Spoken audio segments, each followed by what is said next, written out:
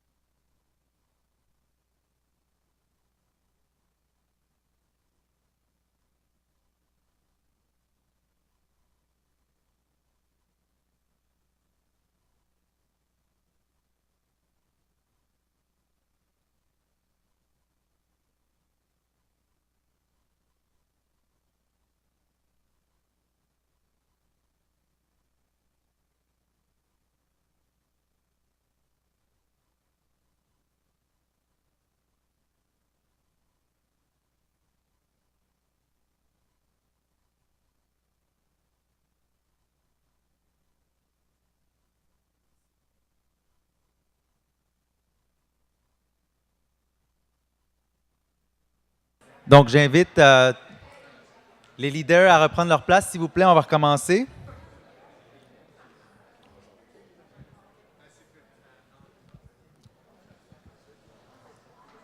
Messieurs, en arrière, les leaders. Mesdames aussi.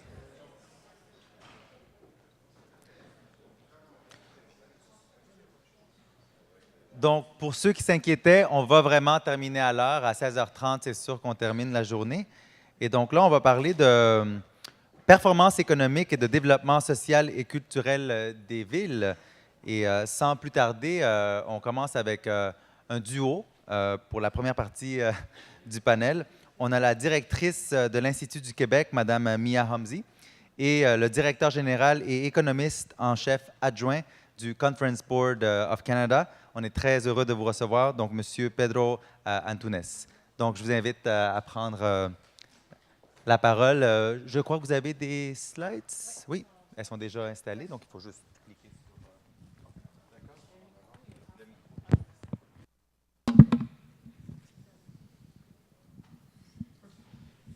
C'est bon, on va commencer.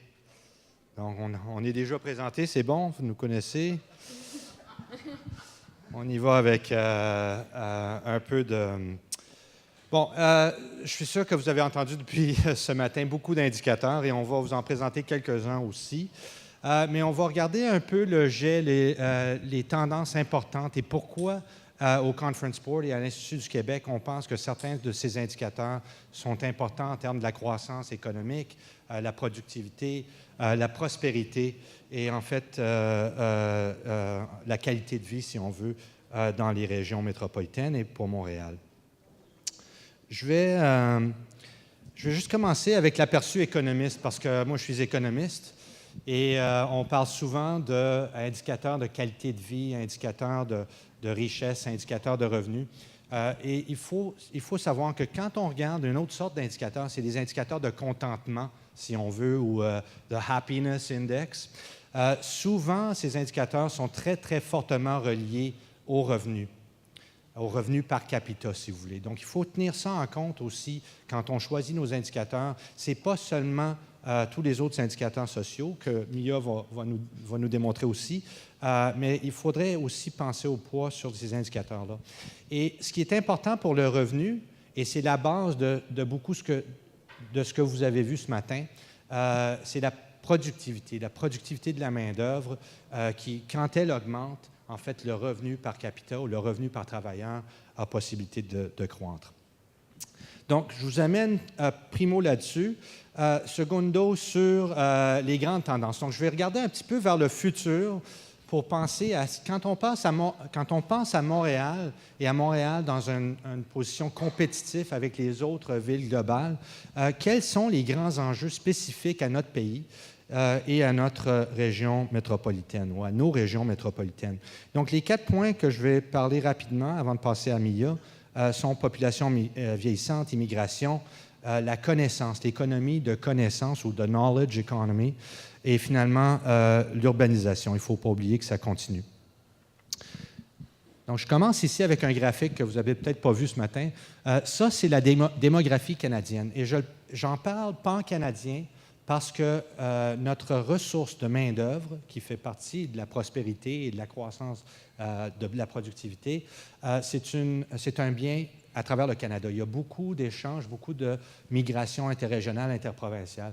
Et vous entendez souvent parler beaucoup du vieillissement de la population. On y est.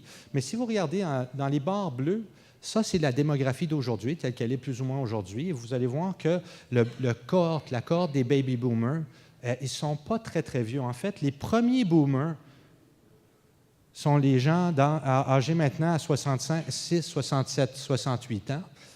Et c'est cette cohorte ici que vous voyez qui commence. Mais la cohorte du baby-boom, elle est beaucoup plus populeuse vers la fin. Donc, c'est les 50 et 52 et 53 ans qui sont la plus grande partie de cette cohorte-là. Qu'est-ce que ça veut dire? Bien, ça veut dire que les taux de retraite qu'on commence à percevoir maintenant vont ne continuer qu'à augmenter sur les prochains 20 ans. Et c'est immouvable. Ça veut dire que c'est un bateau qui ne change pas. La démographie est très constante. À chaque année, on va tous vieillir d'un an. Hein? C'est inchangeable. L'autre chose qui est importante ici, donc, ça va prendre 20 ans avant que cette population arrive et soit complètement en dehors du marché du travail. L'autre chose qui est importante, vous allez voir, c'est la courbe jaune qui part au-dessus entre les 32 et 65 ans. Beaucoup de ça, ce n'est pas la jeunesse qui rentre dans le marché du travail, c'est l'immigration qui va combler cette lacune. Donc, très, très important pour la... Et voici la croissance de la main-d'œuvre. Donc, la source de croissance économique, qui est le capital, la productivité, mais aussi la main-d'œuvre et la qualité de la main-d'œuvre. Voici ce qui arrive à la croissance de la main-d'œuvre nationale. Encore un défi pour toutes les régions à travers le Canada. Là où on a pu faire croître notre emploi dans les entreprises à Montréal à un taux de presque 1,8 ou 2 sur les dernières années, d'ici peu, on ne va pouvoir qu'augmenter ce taux-là de 1/3 de ce qu'il était. Donc, c'est un changement fondamental pour toutes les entreprises au Canada. Voici l'autre chose importante, et si on regarde en termes de population active ou de la main-d'œuvre, ou bien si on regarde la population totale, ce qu'on voit, c'est que l'immigration, aujourd'hui, compte pour 70 de l'augmentation de la population totale. Ça ne veut pas dire qu'il n'y a pas de naissance et de mortalité, etc. Ça veut dire que les naissances plus la mortalité sont seulement 30 en positif. Mais d'ici peu, la mortalité augmente et ça veut dire que l'immigration va tenir compte de presque toute la contribution à la croissance à la population. Deux autres enjeux dont je veux vous parler, l'emploi centré sur la connaissance, ça arrive depuis longtemps, on le connaît, mais il y a toujours cet aspect manufacturier. Manufacturier, c'est important. On entend encore parler aujourd'hui. Il y a beaucoup d'emphase là-dessus, des gouvernements surtout. C'est vrai que le manufacturier est important, mais c'est aussi vrai qu'il y a une restructuration complète dans le manufacturier depuis 2004. On a perdu au Canada 560 000 emplois dans le secteur manufacturier et on les a remplacés avec des emplois quasiment aussi bons ou peut-être même meilleurs dans les services professionnels, scientifiques, etc. Donc, le futur, on ne peut pas compétitionner dans ce qui est intensif de main-d'œuvre avec des pays comme la Chine et d'autres pays en voie de développement. Il faut qu'on compétitionne dans l'économie du savoir et c'est là que les emplois se créent. Et regardez l'exemple ici. Ça prend des emplois avec des gens scolarisés et c'est là où on devrait faire plus l'effort. Regardez les pertes d'emploi si on n'a pas assez de scolarisation depuis les dernières années, tandis que les gens diplômés ont des perspectives beaucoup plus intéressantes. Voici donc, en fait, le dernier petite tendance dont je voulais parler, c'est cette tendance de urbanisation qui continue dans les régions métropolitaines. Donc, malgré le knowledge economy, malgré ce qu'on peut entendre dire en termes du, si je peux dire en anglais, telecommuting, les gens qui peuvent travailler maintenant à des distances plus éloignées, on continue à voir l'urbanisation et on continue à voir que c'est ça qui génère la croissance économique. Pardon. Donc, je vais passer le mot bien vite à Mia, mais les principes de City Magnets, c'est quelle est l'attrayance des villes pour les immigrants, qui est très, très important pour continuer à contribuer, pour les villes canadiennes surtout, mais pour beaucoup, beaucoup d'autres villes dans les pays développés où ils ont le même problème semblable à nous. Donc, il y a cet aspect attrayance et il y a aussi l'aspect knowledge economy où on vient parler de l'innovation, des taux de scolarité, etc., comme justification, etc., du succès des villes. Donc, merci. Merci. Check, check, check, check, check, check, check, check, check, check.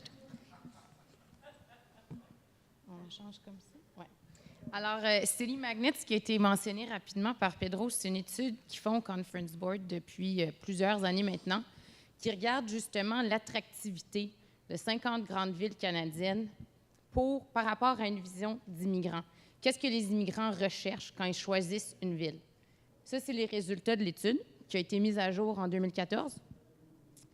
On voit que les villes qui ont une grande capacité, un grand pouvoir d'attractivité, en gros, ils sont forts en termes d'innovation.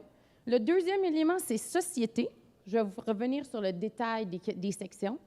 Puis ensuite, c'est environnement et économie, santé, logement, éducation. Donc, on va creuser ça un peu plus tard, mais c'est le résultat peu importe le degré de scolarisation, les 6 villes les plus attirantes sont les mêmes, les 6 villes les moins attirantes sont les mêmes. Donc, ce qu'il faut retenir de ça, c'est qu'une ville attirante l'est pour tout le monde. Pas pour les gens qui ont une meilleure éducation, pas d'éducation. Une ville attirante, c'est attirant pour tout le monde. Alors, je vais passer celle-là. Quand j'ai vu cette étude-là, moi, Célie Magnet, je me suis dit, mais est-ce que c'est un peu réducteur de limiter notre réflexion à ce qui attire les immigrants? Qu'est-ce qu'on fait avec tous les Montréalais? Qu'est-ce qu'on fait avec toutes les autres personnes qui sont dans une ville? Mais après, la réponse est assez simple à ça. On peut attirer des gens, mais les gens qui sont ici, il faut qu'on les retienne.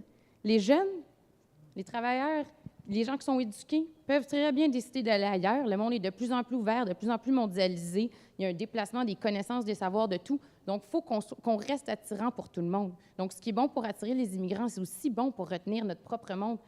Le dernier point, là, c'est celui que j'aimerais vraiment souligner. 60% des 18-24 ans vivraient ailleurs qu'au Québec. Je n'ai pas inventé ça. J'ai été relire le sondage 3 fois pour être bien sûr que je l'avais bien compris. C'est un sondage de CROP. Je ne sais pas, Jean-Marc Léger va être ici tantôt s'il veut en refaire un léger pour comprendre cette statistique-là. Je pense que ça va être bienvenu. 60% des 18-24 ans vivraient ailleurs qu'au Québec. Fait que je pense qu'on a vraiment un enjeu d'être une ville attirante pour tout le monde, puis pour nos jeunes surtout. Alors, qu'est-ce que Célie Magnet a donné en termes de positionnement de Montréal? Montréal a obtenu un C, 30e position sur 50. Où est-ce qu'on a été bon, où est-ce qu'on a été moins bon? Innovation C, société A, donc très bon. Économie, environnement, ça va moins bien. Puis ça, c'est les éléments les plus importants donc pour l'attractivité d'une ville. C'est 43 indicateurs. Depuis ce matin, on en entend beaucoup, là, mais dans cette étude-là, il y en a 43 qui ont été sélectionnés puis regroupés dans ces 7 catégories-là. Je vais revenir peut-être, avant d'aller sur les principes, je vais peut-être les élaborer un peu. Je voulais vous lire ces statistiques-là, mais là, je me suis enflammée en parlant des jeunes, puis j'ai oublié. Qu'est-ce qui est important? Pourquoi on regarde ça, justement? Est-ce qu'une ville est attirante ou pas? Montréal, en 2003 et 2010, si on regarde les départs, vers d'autres pays, en moyenne 8 000 par année. Vers d'autres provinces, en moyenne 6 000 par année. Et vers d'autres villes, en moyenne 7 500 par année.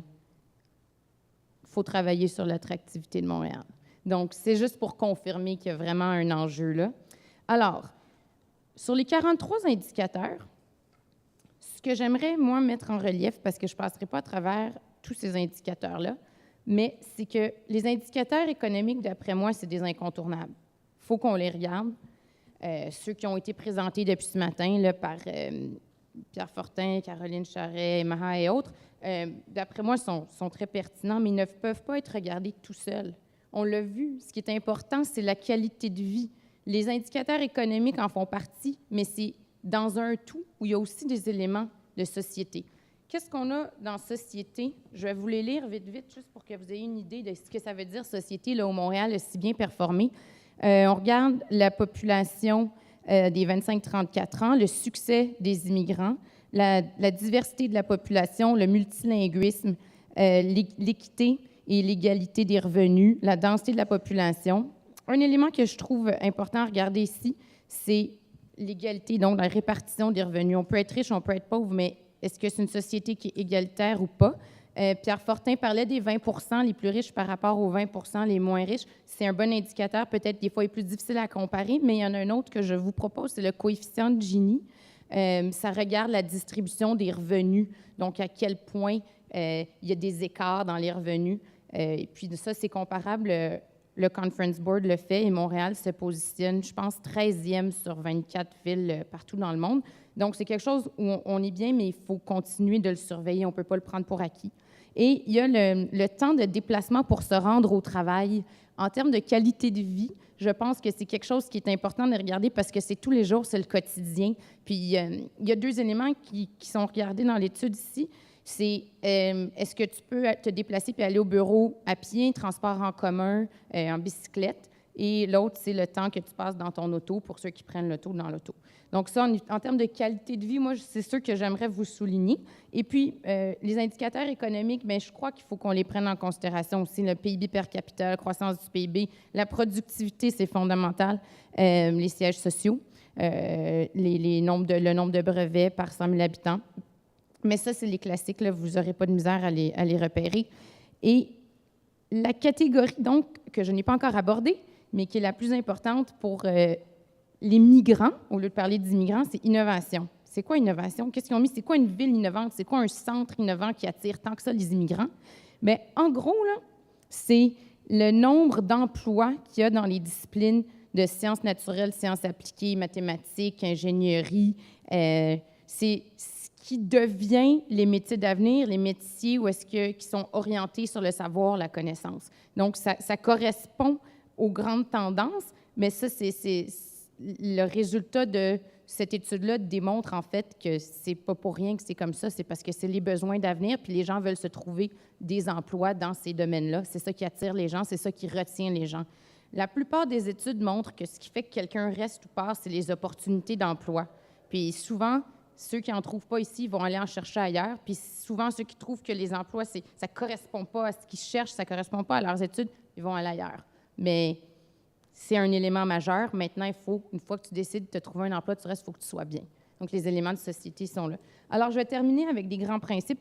C'est des choses qui ont été beaucoup dites depuis ce matin. Là. Première présentation, ils ont déjà mentionné, alors je vais aller vite, mais c'est bien définir la région analysée. Je pense qu'il y a un consensus que c'est la RMR, là, et non la ville, et non l'île. Ensuite, l'importance de se comparer. Oui, il faut regarder sa propre évolution dans le temps, mais il faut se comparer aux autres aussi, parce que si nous, on se maintient, mais que les autres avancent bien vite, bien, on recule. Alors, il faut se comparer. Je crois que c'est fondamental. Les limites pour la comparaison, c'est sûr, c'est les données. Il faut avoir les données que tu peux comparer. Si tu compares des pommes et des oranges, c'est aussi bien de ne pas te comparer. Puis, l'autre élément que personne n'a abordé, mais qui est une vraie réalité, là, concrètement, là, demain matin, si on donne suite à l'événement d'aujourd'hui, bien, ça coûte cher acheter des données. Puis, c'est ça, ça peut être une limite au nombre d'indicateurs, parce que je me mets dans votre position, le jury, les questions que vous posez, c'est sûr qu'il n'y aurait quasiment pas de problème à avoir 100 indicateurs qu'on suit. Silicon Valley, ils en ont 140 dans leur tableau de bord. Mais si on veut se comparer là, sur toutes ces données-là, bien, ça coûte plusieurs centaines de milliers de dollars. Finalement, bien, l'importance d'évaluer un ensemble d'indicateurs qui va au-delà des indicateurs économiques qui tiennent compte de la qualité de vie pour rester attrayant pour les immigrants et pour les migrants et pour les jeunes. Et finalement, je pense que pour Montréal, comment on fait le lien entre tout ça et la situation de Montréal en ce qui concerne l'innovation? Mais est-ce qu'on peut regarder là où on a nos forces? On est la deuxième ville universitaire en Amérique du Nord, mais on a un des plus faibles taux de diplomation, puis on est particulièrement pas bon en termes d'emploi dans les catégories qu'on a nommées tantôt, là, les sciences, technologies, ingénierie, mathématiques, tout ça. Alors, on l'a, là, c'est à portée de main. On a des grappes industrielles dans des secteurs technologiques comme l'aérospatial, les sciences de la vie, le biopharmaceutique. Est-ce qu'on peut bâtir sur ces forces-là, puis regarder notre évolution dans ces secteurs-là, des secteurs d'avenir, puis de rester une ville attrayante en même temps? Moi, je pense que je vous laisserai là-dessus. Je ne sais pas si j'ai fait plus ou moins ou quoi. Excellent. Okay. 1 minute. Il nous restait 1 minute. Merci à vous. Vraiment, quelle belle présentation. Donc, vous pouvez reprendre vos places, mais je vais vous inviter, après la présentation qui suit, à venir sur les fauteuils pour répondre aux questions des membres du jury et des leaders. Donc, maintenant, parlons culture. On a le privilège d'avoir le vice-président de Culture Montréal avec nous, M. Gaëtan Morancy. Bienvenue au jury citoyen. Merci. Plaisir de vous rencontrer. Est-ce que vous enregistrez? J'ai le droit de dire non? Non, mais sinon, je ne prendrais pas de micro. Non, on a besoin de prendre un micro parce qu'on a la web-diffusion. Merci. Bonjour. Alors, évidemment, la culture, c'est pas l'économie. Et puis, c'est plus difficile à mesurer. Premièrement, quelques mots sur l'agenda 21 de la culture, juste pour vous placer un petit peu une courte histoire. Donc, l'agenda 21 de la culture, ça a débuté avec Cités et gouvernements locaux unis, qui est une association internationale qui a une commission de la culture.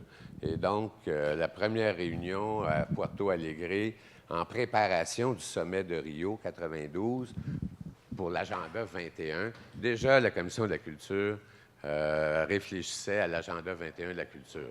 Ceci dit, ça a été adopté en 2004 lors du Forum des cultures de Barcelone, le premier Forum des cultures, où là, cités et gouvernements locaux unis ont adopté l'agenda 21 de la culture tel qu'on le connaît.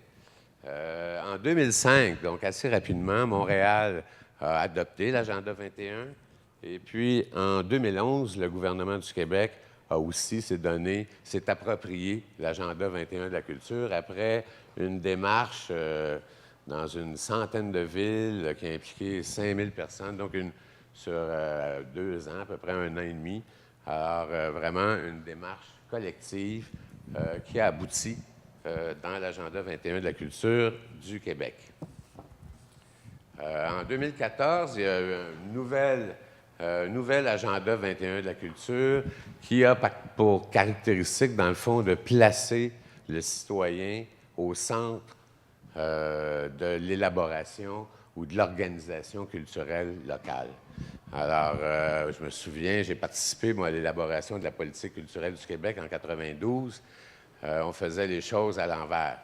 On partait du milieu culturel, on faisait des politiques, et là, on appliquait ces politiques aux lieux et aux personnes. Aujourd'hui, en fait, ce que ça veut dire, c'est qu'on part des personnes, on part des lieux, on fait des politiques, et ensuite, on organise la culture. Donc, c'est vraiment un paradigme assez différent.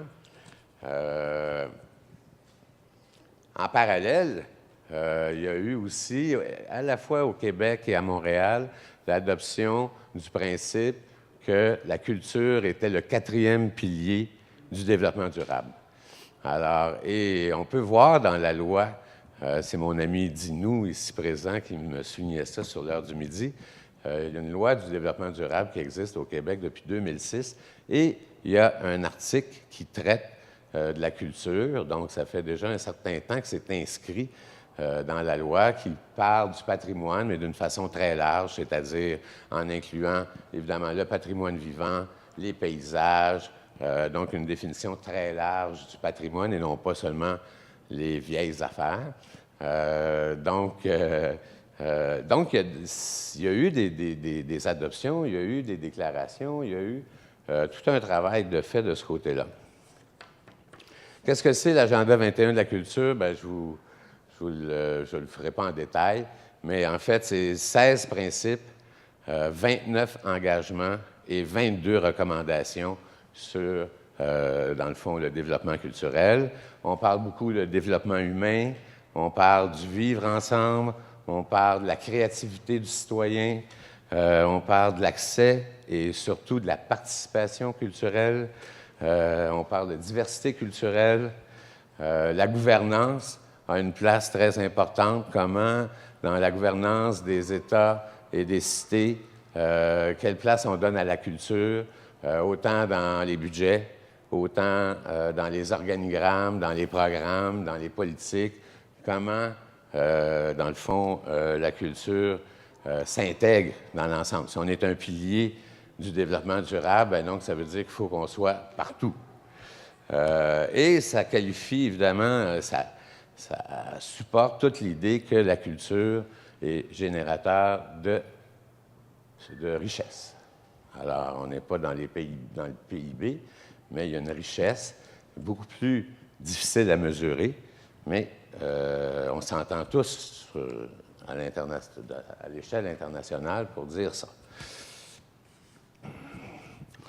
Alors, mais quel genre d'indicateurs, dans le fond, existent en ce moment? Il n'y en a pas beaucoup qui sont utilisés pour mesurer ces éléments-là. Alors, on a les signes vitaux des fondations communautaires, la Fondation du Grand Montréal, entre autres, qui définissent principalement l'indicateur principal, c'est la fréquentation culturelle. Donc, la fréquentation des bibliothèques, des musées, des lieux de spectacle. Donc, qui est un indice assez rudimentaire. Le MAMO, lui, a un indicateur. C'est, dans le fond, le nombre de statuts légaux par année qui sont attribués en vertu de la loi sur le patrimoine. Donc, à chaque fois qu'on classe un lieu, un bâtiment, alors il y a un statut légal qui est donné à ce lieu-là, à ce bâtiment-là, Et ça constitue l'indicateur culturel pour le mammot. Il existe aussi, ça ressemble un peu à ce qu'on se faisait dire tantôt, l'indice bohémien, c'est-à-dire le nombre de personnes. Mais juste une petite remarque, par exemple, au mammot. Oui, on compte les bâtiments classés et tout ça, mais la basilique Notre-Dame, par exemple, n'est pas classée encore. Là. Donc, ça ne donne pas nécessairement une image de la réalité patrimoniale quand on fait juste compter ce qui est classé. L'indice bohémien de Florida, M. Florida, qui a les villes créatives, la classe créative, alors c'est le nombre de personnes qui sont des artistes, des créateurs ou des emplois créatifs par rapport à l'ensemble de la population. Alors, plus la classe créative a de l'importance, c'est un peu ce qu'on voit dans les courbes d'emploi où les emplois liés à la connaissance augmentent. Bon, plus cette classe créative-là est importante dans une ville, plus on va avoir une ville créative. Mais on inclut, dans ces personnes créatives-là, on inclut aussi les ingénieurs. Alors, donc, il y a un petit bémol à faire sur la classe créative, parce qu'on voit ce que ça donne. Je ne parle pas des ingénieurs en général, mais quand on voit les travaux publics et le type d'esthétique urbain que nos ingénieurs développent, donc il y aurait besoin d'un peu de travail de ce côté-là. Donc, on n'est pas riche en indicateurs. Il y a un travail qui se fait. Culture Montréal amorce un travail avec les chercheurs de l'UQAM en innovation sociale et en innovation territoriale pour justement élaborer des critères, des indicateurs. Il y a beaucoup de données, il y a beaucoup d'inventaires.